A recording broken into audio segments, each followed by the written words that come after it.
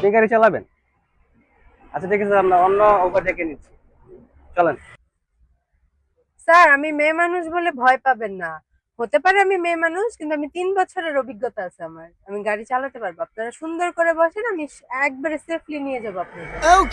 না না, সমস্যা নাই, আমরা অন্য গাড়ি নিচ্ছি।